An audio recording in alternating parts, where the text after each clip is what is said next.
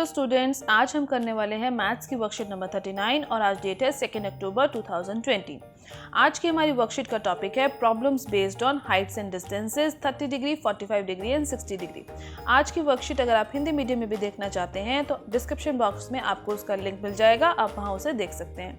आज की recall and answer section start कर लेते हैं। आज के रिकॉल और आंसर सेक्शन में बेटा सबसे पहले आप याद कीजिए एंगल ऑफ एलिवेशन और डिप्रेशन क्या होता था, जो आपने लास्ट वर्कशीट में पढ़ा था।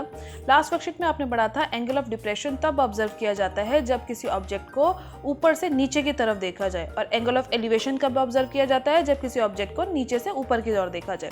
तो आज आपके पास 3 सिचुएशंस आपको दी गई हैं लेट्स रिकॉल सेक्शन में, और उसके लिए आपको डायग्राम बना के यानी फिगर बना के दिखानी है। So let's start. First part देखिए क्या है, एक टावर और ट्री के लिए आपको एक फिगर बनानी है जहां पर एंगल ऑफ डिप्रेशन जो है वो 30 डिग्री दे रखा है। तो ऑब्वियसली बेटा अभी मैंने आपको बता दिया एंगल ऑफ डिप्रेशन क्या होता है, जब आप ऊपर से नीचे की तरफ ऑब्जर्व करते हैं। तो when we are standing on a tower, अगर कोई पर्सन टावर के ऊपर खड़ा है और वो ट्री के टॉप को देखना चाहता है तो वो ऑब्वियसली कैसे देखेगा, डाउनवर्ड देखेगा। तो this is the line of site. आपको बताया गया था जब भी एंगल ऑफ डिप्रेशन बनाया जाएगा तो लाइन ऑफ साइट और हॉरिजॉन्टल लाइन के बीच में बनाया जाएगा। तो हॉरिजॉन्टल लाइन कहाँ होगी, ऑब्जर्वेशन पॉइंट से। This is our horizontal line.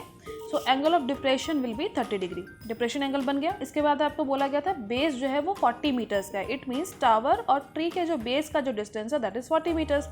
Now the left thing is कि जो आपका राइट एंगल ट्रायंगल है वो कैसे आपको मिलेगा, आप इसी लाइन के पैरेलल इस पॉइंट से ट्री के टॉप से एक पैरेलल लाइन ज्वाइन कर लीजिए। तो this is the base, this is also the same base जो यहाँ 40 नीचे लिखा गया। So we will write here 40 meter. So this is our first diagram.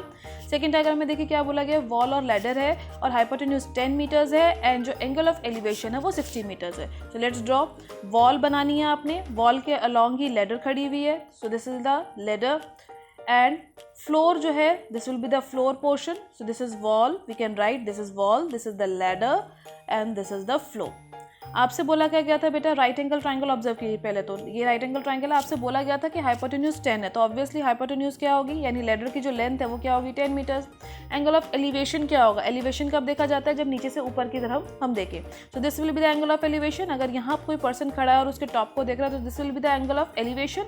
So angle of elevation is 60 degree and this is our second diagram. Clear है यहाँ तक। Third diagram start करते हैं।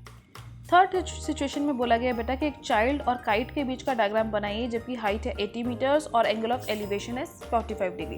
तो जब चाइल्ड काइट को ऑब्जर्व करेगा तो वो अपवर्ड देखेगा। अपवर्ड देखते समय जो हाइट होगी, ऑब्वियसली जो काइट की हाइट होगी from the ground, suppose this is the ground.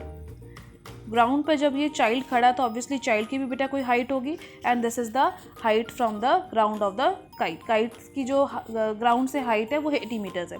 Now it is the angle of elevation. जब चाइल्ड की लाइन ऑफ साइट कौन सी होगी, this is the line of site for child and this is the horizontal line for child. अब आपको angle of elevation बोला गया था तो obviously angle of elevation will be this part. So this is 45 degree and 80 meters is the distance of the kite from the ground. So this is of the figure. सबका यही figure बन रहा है। This is the right angle triangle. Very good. अब आगे का start करते हैं बेटा डिस्कशन। हाँ देखिए नेक्स्ट डिस्कशन क्या दी गई बेटा, यहाँ पर एक अगर आपको राइट एंगल ट्रायंगल दिया जाए जहाँ पर एक्यूट एंगल हो 45 डिग्री का और उस राइट एंगल ट्रायंगल में आपको tan 45 डिग्री अप्लाई करना, तो आप कैसे करेंगे। tan 45 अगर मुझे लिखना हो तो tan 45 की वैल्यू तो ऑब्वियसली आपको पता है क्या होती है, 1 होती है। और इस वाले रेशियो को याद कीजिए जो कैसे आता था, पंडित बद्री प्रसाद हर हर बोले। फर्स्ट रेशियो मुझे साइन के लिए मिलता था, सेकंड था होता था कॉस के लिए और तीसरा होता था tan के लिए।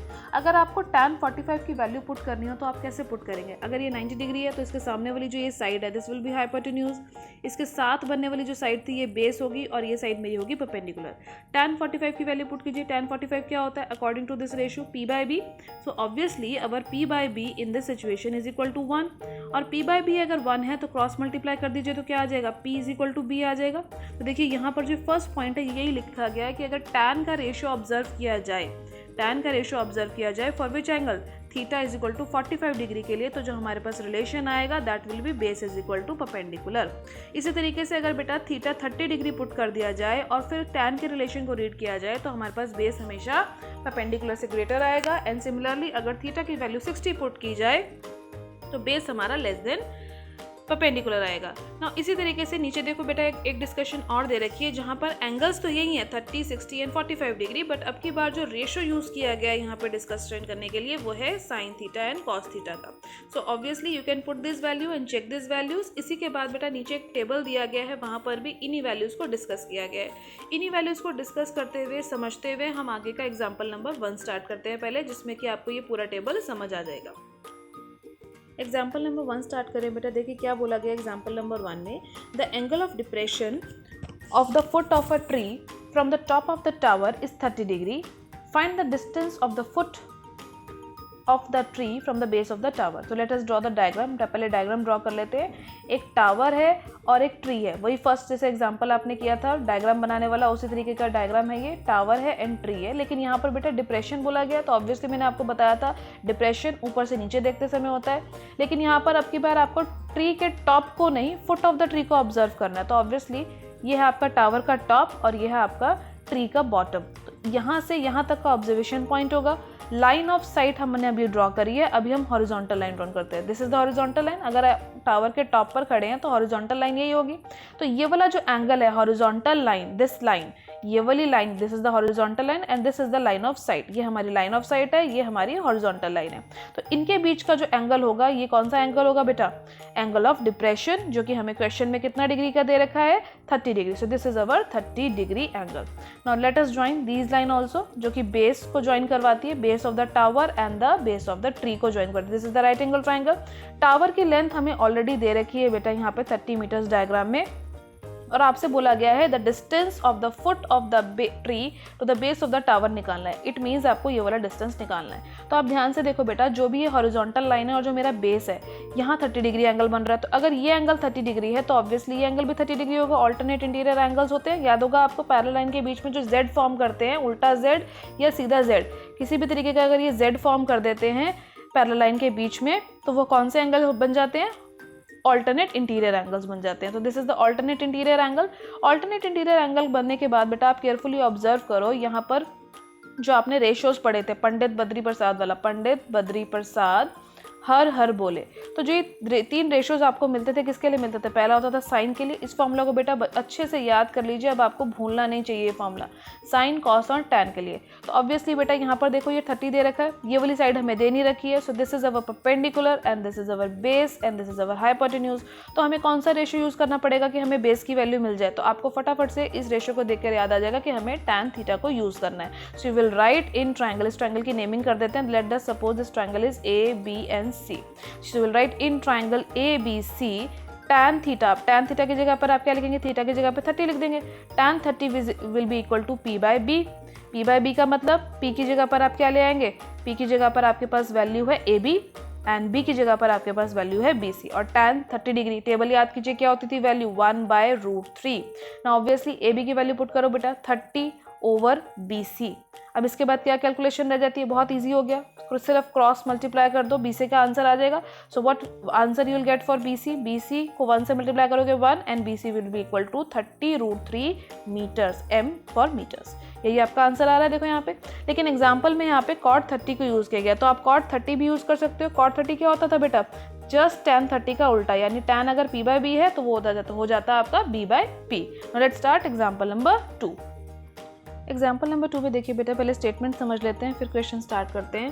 तो स्टेटमेंट में क्या दिया गया है? That 2 poles of equal height, 2 poles हैं जिनकी हाइट इक्वल है, are standing opposite to each other either on the side of the road which is 80 meter wide. तो सबसे पहले हम वर्ड बाय वर्ड क्वेश्चन को स्टार्ट करते हैं। 2 पोल्स बोले गए हैं जो कि इक्वल हाइट के हैं। अब ऑब्वियसली दोनों जो पोल्स मैं बनाऊंगी वो इक्वल हाइट के ड्रॉ करूंगी।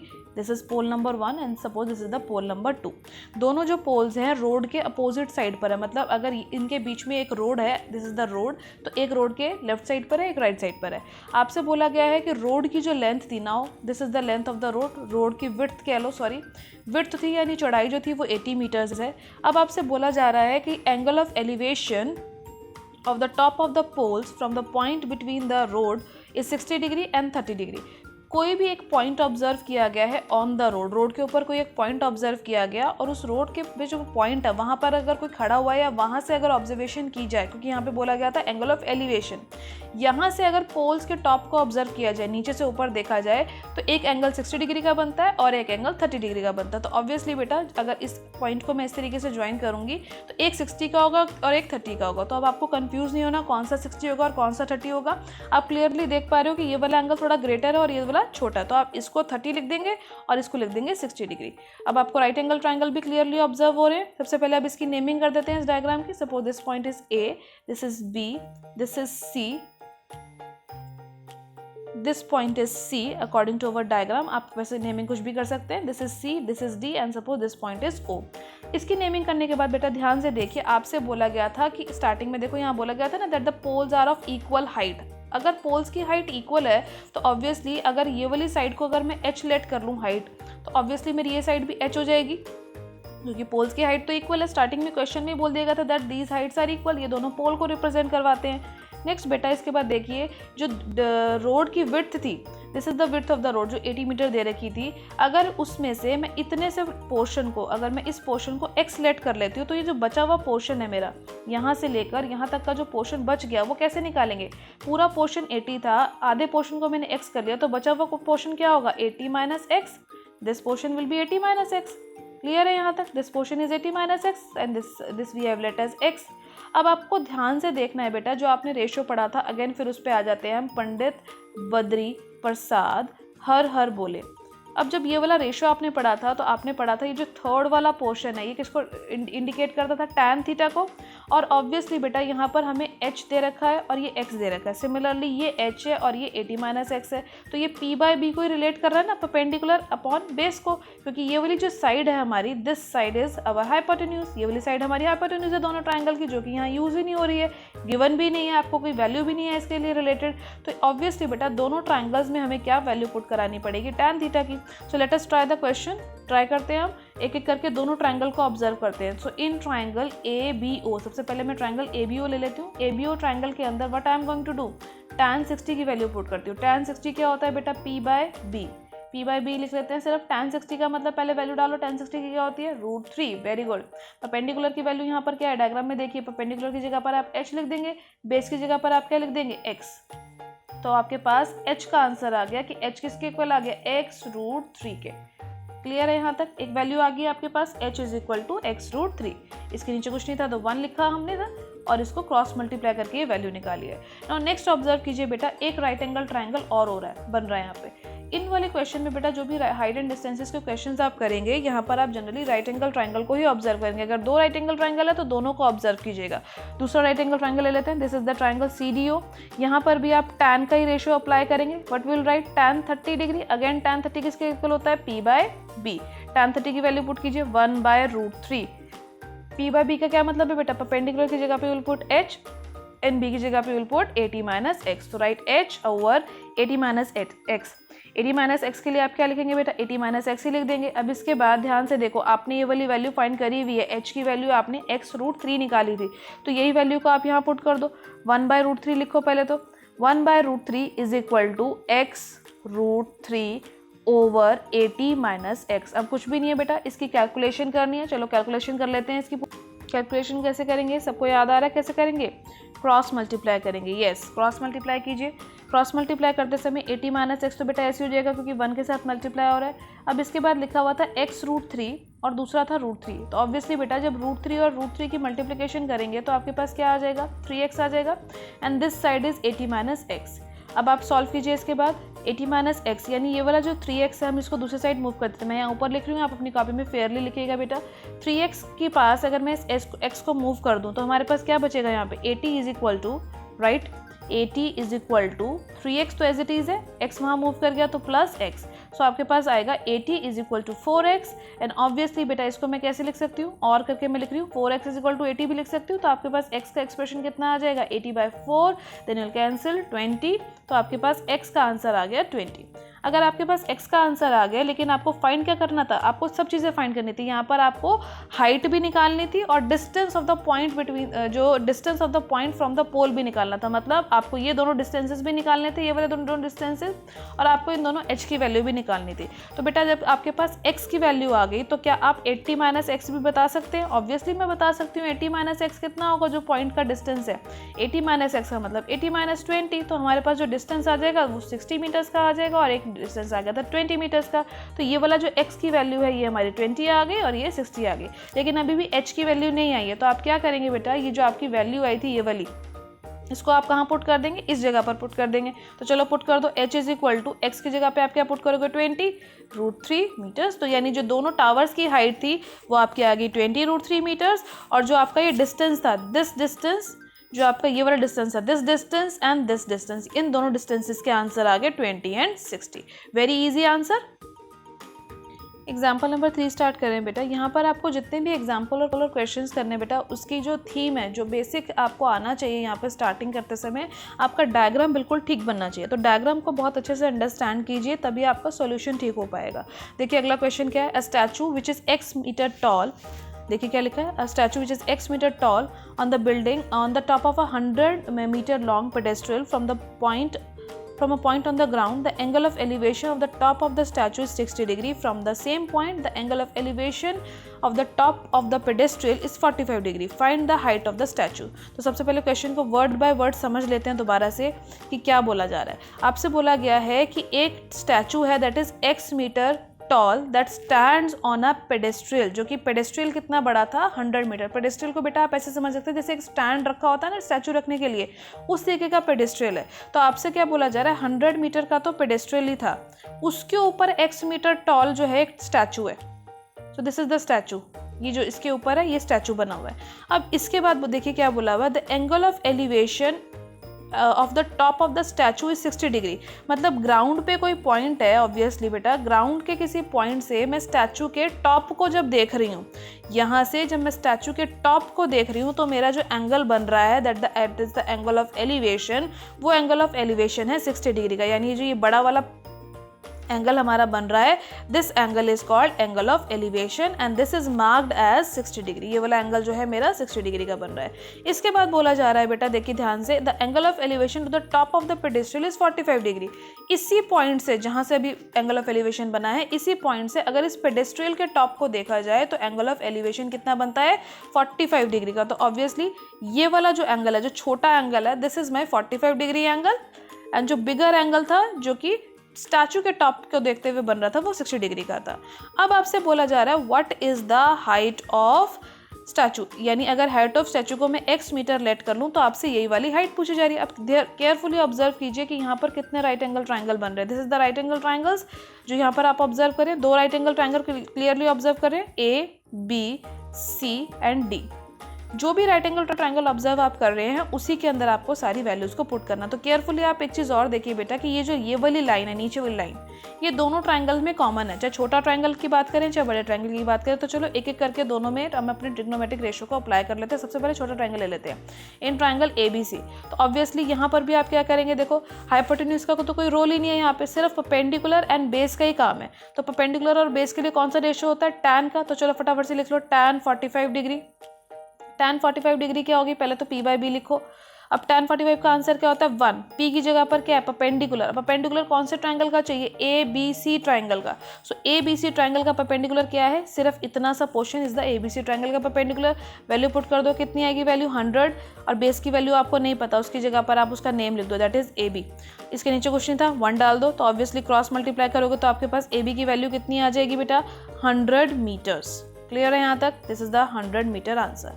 अब इसके बाद मैंने आपको बोला था दोनों ट्राइंगल को ऑब्जर्व करना, तो दूसरा ट्राइंगल भी अब हम ले लेते हैं। We will write in triangle ABD, बड़ा वाला जो ट्राइंगल है मेरा, उसमें मैं अप्लाई कर रही हूँ ऑब्वियसली कौन सा रेशियो अप्लाई करूँगी, tan का। So I will write tan 60 is equal to, अब यहाँ पर बेटा परपेंडिकुलर ध्यान से ऑब्जर्व करना, परपेंडिकुलर कौन सा होगा, जो बड़ी वाली साइड है, मतलब ये वाली जो पूरी साइड है, this is our perpendicular. Value put करो, P/B लिखोगे पहले, तो P/B लिखने के बाद हम अपना काम करेंगे, let us right P/B। P की जगह पे आप क्या वैल्यू पुट करोगे, परपेंडिकुलर कितना है x + 100, बेस कितना था अभी आपको पता चल गया बेस का मतलब है ये वाली लाइन, इसकी वैल्यू अभी आपने निकाल ली, कितनी आई थी 100 मीटर्स, तो 100 ही पुट कर दो इसकी जगह पर। tan 60 कितना होता है √3/1। अब इसके बाद क्या करेंगे, क्रॉस मल्टीप्लाई करेंगे। क्रॉस मल्टीप्लाई करने के बाद बहुत ईजिली आप देखिए यहाँ पर आ जाएंगे, क्रॉस मल्टीप्लाई करके आपके पास क्या आ जाएगा 100√3 is equal to 100 plus x. This is the portion जो आपको मिल जाएगा इस स्टेप के बाद। अब इसके बाद आप क्या करेंगे बेटा, एक्स को आपको रिटेन करना है, एक्स की वैल्यू आपको निकालनी है, तो एक्स यहीं लिखा रहने दीजिए, 100√3 माइनस 100 कर दीजिए। अब दोनों में देखो 100 कॉमन है, तो 100 कॉमन लेने के बाद क्या बच जाएगा, 100 इज कॉमन, √3 माइनस 1 मीटर। सो आपका जो x का आंसर है यानी जो स्टैचू की जो हाइट है दैट विल बी 100√3 माइनस 1। इसको यहीं पे आपको बेटा सॉल्व करके यहीं फिनिश कर देना है। Let's start try this question बेटा। फर्स्ट क्वेश्चन देखिए ट्राई दिस का, आज की वर्कशीट का क्या है, find the height of the building as shown. आपको एक डायग्राम बनाया हुआ दिया हुआ है, इसमें आपको हाइट ऑफ द बिल्डिंग निकालनी है। तो ऑब्वियसली देखिए हाइट ऑफ द बिल्डिंग निकालने के लिए आप नीचे से ऊपर ऑब्जर्व कर रहे हैं, तभी यहाँ पर नीचे एंगल दिया गया, this is the angle of elevation, this is the right angle form triangle form. और जिस पॉइंट से ऑब्जर्व कर रहे हैं और जो बेस ऑफ द टावर है, जो बेस ऑफ द बिल्डिंग है, उसका डिस्टेंस आपको 50 मीटर दे रखा है। This is the right angle triangle जो हम बना सकते हैं। आपसे बोला गया है हाइट ऑफ द बिल्डिंग निकालो, तो यानी आपको ए बी की हाइट निकालनी है। अभी मैंने आपको समझा दिया था बेटा कि जो भी रेशोज आपको दिए गए हैं, जिस भी रेशियो के अकॉर्डिंग आप काम करेंगे वही रेशियो यूज़ करेंगे। तो देखो यहाँ पे ये परपेंडिकुलर है, ये बेस है और ये हमारी हाइट है, तो कौन सा आप यूज़ करोगे, ऑब्वियसली tan को यूज़ करोगे। So we will write tan 60 degree, tan 60 degree is what, P/B। Triangle लिखना मत भूलना, ऊपर सबसे पहले लिखना इन ट्राइंगल ABC। अब tan 60 डिग्री, अब तो वैल्यू याद हो जानी चाहिए, दिस इज √3/1। परपेंडिकुलर कितना है हमें नहीं पता, we will write AB and base हमारा कितना है 50। तो ऑब्वियसली अब क्या करोगे इसके बाद, क्रॉस मल्टीप्लाई, वेरी इजी। क्या आंसर आ जाएगा, कई बच्चों का तो आ भी गया होगा, AB is equal to 50√3 meter. So this is our the height of the building. First question is finish from there. Let's start question number 2। Question number 2 में देखिए बेटा क्या बोला हुआ है, a child is watching a bird on a tree. The angle of elevation of his or her sight is 45 degree. The child is 1.5 meter tall. Find the height of the tree when the distance between the foot of the tree and the child on the ground is 30 meters. तो situation को understand करके diagram बनाने की कोशिश कीजिए। क्या बोला गया है, चाइल्ड इज 1.5 मीटर टॉल, तो ऑब्वियसली चाइल्ड की भी कुछ ना कुछ हाइट है, और चाइल्ड एक ट्री के ऊपर जो बर्ड बैठी है उसको ऑब्जर्व कर रहा है, तो ऑब्वियसली वो नीचे से ऊपर देख रहा होगा, this is the line of site. अगर चाइल्ड यहाँ पर है तो वो इस तरीके से इसके टॉप को, या जो ऊपर एक बर्ड बैठी है उसको देख रहा है, और चाइल्ड की हाइट आपको बोली हुई है 1.5 मीटर्स। तो यहाँ तक आपका डायग्राम बन जाएगा, और इसके फुट को भी ज्वाइन कर दीजिए इस तरीके से। और आपको यही बोला हुआ था कि foot of the tree, this is our tree, foot of the tree और चाइल्ड के फुट के बीच का जो डिस्टेंस है that is 30 meter on the ground, तो दिस इज 30 मीटर। अब एंगल ऑफ एलिवेशन को कैसे अंडरस्टैंड करना है, लाइन ऑफ साइट तो आपने बना दी, दिस जो मैंने लाइन ये वाली बनाई, this is our line of site, जहाँ पर वो चाइल्ड देख रहा है। अब जहाँ से चाइल्ड देख रहा था वहाँ से एक हॉरिजॉन्टल लाइन भी बना दीजिए, this is the horizontal line, और आपको एंगल ऑफ एलिवेशन बोला था 45 डिग्री, तो this angle will be equal to 45 degree. अब आप, this is the right angle triangle जो आप देख रहे हैं, यहाँ पर 90 डिग्री बन जाएगा। और आपसे क्या बोला गया यहाँ फाइंड करने के लिए बेटा, find the height of the tree, मतलब इस ट्री की जो हाइट है वो आपको फाइंड करनी है, ये पूरी हाइट आपको फाइंड करनी है, this is the height of the tree, यहाँ से लेकर ये जो पूरी हाइट है इसको आपको फाइंड करना है। अगर आप केयरफुली ऑब्जर्व करोगे बेटा तो ये जो ये पोर्शन बन रहा है, this portion is forming a rectangle. इस रेक्टेंगल में ये वाली जो लंबी साइड है वो 30 मीटर्स है, तो ऑब्वियसली जो यहाँ पर भी ये जो साइड होगी ये भी 30 मीटर्स होगी। एंड ऑब्वियसली जो ये 1.5 ये वाली लेंथ ऑफ साइड थी, ये वाली जो लेंथ ऑफ साइड है, ये जो छोटी साइड है, ये भी मेरी 1.5 मीटर्स ही होगी। और जो बची हुई जो ट्री की लेंथ है इसको मैं सपोज लेट कर लेती हूँ, दिस जो लेंथ जो मेरी बच गई, suppose this length is x, इसको मैंने x लेट कर लिया यहाँ से लेकर यहाँ तक की साइड को। और जो नीचे वाली ये वाली साइड थी ये 1.5 क्योंकि रेक्टेंगल की अपोजिट साइड्स इक्वल होती हैं। अब आप केयरफुली ऑब्जर्व करो इस वाले ट्राइंगल को, दिस ट्राइंगल जो छोटा वाला ट्राइंगल है, इसकी पहले मैं नेमिंग कर लेती हूँ ट्राइंगल की, this is A, suppose this point is B, this is C, this is D and this is E। किसी भी तरीके से आप इसकी नेमिंग कर दो। अब छोटा ट्राइंगल ले लेते हैं सबसे पहले, तो एक ही ट्राइंगल यहाँ दिख रहा है आपको, in triangle you will write in triangle ABD। ABD triangle में अब देखिए अगेन सिर्फ परपेंडिकुलर और बेस की वैल्यू गिवन है, तो what you will write, tan 45 degree. tan 45 degree is what, क्या वैल्यू होती है, P/B। सबको याद हो जानी चाहिए। परपेंडिकुलर कितना था बेटा x, this is the perpendicular छोटे वाले ट्राइंगल में, और बेस कितना है 30 डिग्री। सो tan 45 क्या होता था 1, ऑब्वियसली नीचे भी कुछ नहीं है तो 1 लिख देंगे। तो x की वैल्यू कितनी आ गई, देखो 30 डिग्री आ गई। x की वैल्यू अगर 30 डिग्री आ गई तो ट्री की जो टोटल हाइट है, ट्री की height, height of tree will be what, 1.5 तो पहले से हमें गिवन थी, 30 हमें अब यहाँ से मिल गया, तो This will be equal to 30 plus 1.5. This is equal to 31.5 meter will be the height of tree. यही आपको फाइंड करवाना था. Find the height of the tree when the distance between the foot of the tree and the foot of the child is 30 meters. So our height of the tree is 31.5 meter. Let's start last question of the today's worksheet. देखिए क्या दिया गया है बेटा. The angle of depression of a car parked on the ground from the point 75 meter high tower is 30 degree. Find the distance of the car from the base of the tower. आपसे depression angle के बारे में यहाँ बात करिए. तो angle of depression कब बनता है बेटा, जब ऊपर से नीचे ऑब्जर्व करते. तो ऑब्वियसली टावर के ऊपर अगर कोई पर्सन खड़ा है, वहाँ से वो अपनी कार को ऑब्जर्व कर रहा है जो कि ग्राउंड पे खड़ी है.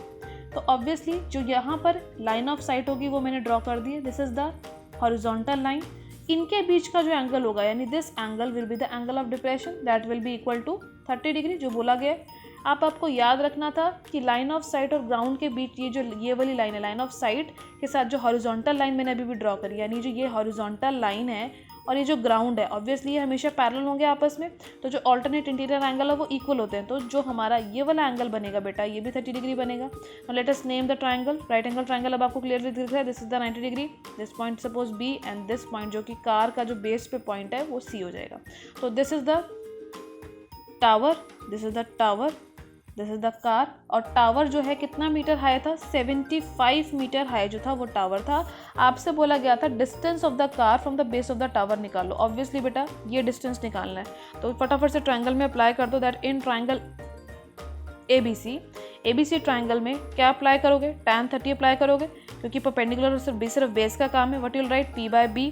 परपेंडिकुलर क्या है, AB अपॉन BC. परपेंडिकुलर की वैल्यू अब आपको वैल्यू पुट करनी है. रूट ये क्या होता है 1/√3 एंड AB की वैल्यू क्या पुट करोगे यहाँ पे 75. तो 1/√3 इज इक्वल टू 75. BC है बेस वाला डिस्टेंस, उसको एज इट इज रहने दोगे. क्रॉस मल्टीप्लाई करोगे, क्रॉस मल्टीप्लाई करने पे आपका BC का क्या आंसर आ जाएगा. Obviously BC will be equal to what answer you are getting 75√3 meters. So this is the distance जो आपको यहाँ पे फाइंड करने को बोला गया था. सभी क्वेश्चन बेटा आज की जो वर्कशीट के हैं बहुत इजी है और डायग्राम पे ओरिएंटेड है. अगर आपको डायग्राम बनाना आ गया तो आपके क्वेश्चन बहुत इजीली हो जाएंगे. तो सभी बच्चे सभी एग्जाम्पल और सभी क्वेश्चन की प्रैक्टिस कीजिए, अपनी कॉपी में जल्दी सॉल्व कीजिए और अपने सब्जेक्ट टीचर को टाइम से उसकी पिक सेंड कीजिए.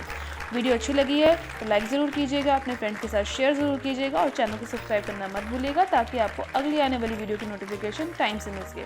Thank you for watching students.